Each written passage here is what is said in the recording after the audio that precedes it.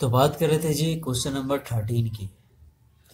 Question 13 ये है कि find the ratio in which Y axis divides the join of 5 ratio -5, 3 and 8, 6। Also find the coordinates of the point of division. देखिए सवाल में ये कह रहा है कि एक लाइन है, ये हमारे पास ये लाइन है जो सवाल में गिवन है। हम इसके एक पॉइंट को ए कह देते हैं, दूसरे पॉइंट को बी कह देते हैं। अब वाई एक्सिस इस लाइन को डिवाइड कर रहा है, किसमें? दो रेशियो में। हम मान लेते कि m1 में और m2 रेशियो में वाई एक्सिस इस लाइन को डिवाइड कर रही है। वाई एक्सिस जिस रेशियो में डिवाइड, वाई एक्सिस किसी न किसी पॉइंट से डिवाइड कर रही होगी, तो ये वो पॉइंट है जहां से वाई एक्सिस इस लाइन को ए बी के जॉइन को डिवाइड कर रही है। अब अगर हम सवाल को सॉल्यूशन देखें तो सॉल्यूशन कुछ इस तरह से हमने लेट कर लेगी जी। पॉइंट सी है हमारे पास, ये वो पॉइंट है जहां से वाई एक्सिस ए बी के सेगमेंट को डिवाइड कर रही है m1 और m2 के रेशियो में, ठीक है। अब इस पॉइंट का कोऑर्डिनेट क्या होगा? इस पॉइंट का कोऑर्डिनेट x, y होगा। लेकिन हमें पता है ये जो पॉइंट है ये y एक्सिस पर है, y एक्सिस पर है। इसका मतलब इसमें x कोऑर्डिनेट तो 0 हो गया और y कोऑर्डिनेट कुछ ना कुछ होगा, वो भी हमें फाइंड करना है। तो सवाल में आगे की तरफ बढ़ते हुए हम ये देखेंगे, ये हमने रेशियो फार्मूला लगा दिया है।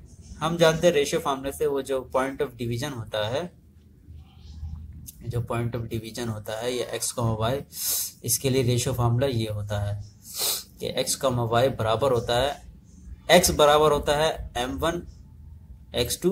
यहाँ पे मैं इसको लिख दूं कि x बराबर होता है m1 x2 plus m2 x1 divide by m1 plus m2।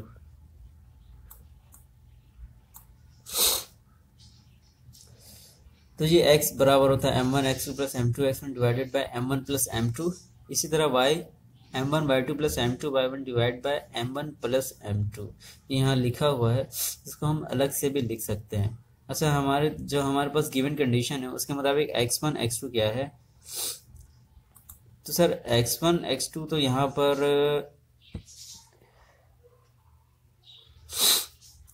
ये हमारे पास x1 है, ये y1 है, ये x2 है और ये y2 है। तो हमने क्वेश्चन के मुताबिक x1 0 था, और जो x जो था वो 0 था और y कोऑर्डिनेट उसको हमने y लिया हुआ था।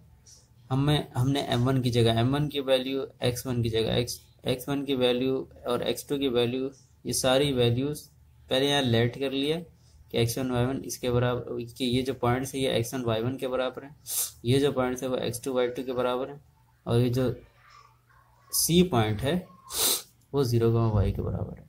सारी वैल्यूज को पुट कर दी तो उसके बाद कुछ इस तरह से हो गया, और उसके बाद हमने सेपरेट कर लिया x के लिए इस चीज़ को सेपरेट कर लिया और y के लिए इस पूरे टर्म सेपरेट कर लिया।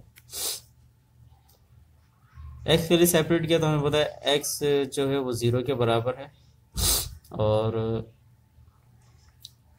इसको माइनस करेंगे यहाँ से, इसको ये सारी चीज़ें ये यहाँ 0 से मल्टीप्लाई हो गया, यहाँ पे सिर्फ बचा 8m1 माइनस 5m2, माइनस का 5m2 वहाँ जाके प्लस का 5m2 हो गया, और m2 m1 के नीचे हम ये m2 को ले गए और ये 8 यहाँ से 5 के नीचे डिवाइड में चला गया। देखिए दोबारा से क्या हुआ, यहाँ m2 इसके साथ मल्टीप्लाई हो रहा है, यहाँ आकर m1 के नीचे डिवाइड में चला गया, और ये 8 यहाँ मल्टीप्लाई हो रहा है, वहाँ 5 के नीचे डिवाइड में चला गया, इक्वल टू उधर हमने भेजा तो वहाँ वो डिवाइड, तो m1 अपॉन m2 बराबर आ गया 5/8 के। मतलब हम इसको रेशियो में तो लिख सकते हैं ना, m1 रेशियो m2 बराबर हो जाएगा 5/8 के। ये कुछ ये m1/m2 बराबर हो जाएगा 5/8 के। अब यहाँ से हमें m1 की वैल्यू मालूम चल गई, m1 बराबर है 5 के और m2 बराबर है 8 के। हमने y के लिए जो सेपरेट किया है वहाँ पर m1 और m2 की वैल्यू जब पुट किया तो हमें y भी मिल जाएगा। तो y कुछ इस तरह से ऐसा मिल गया।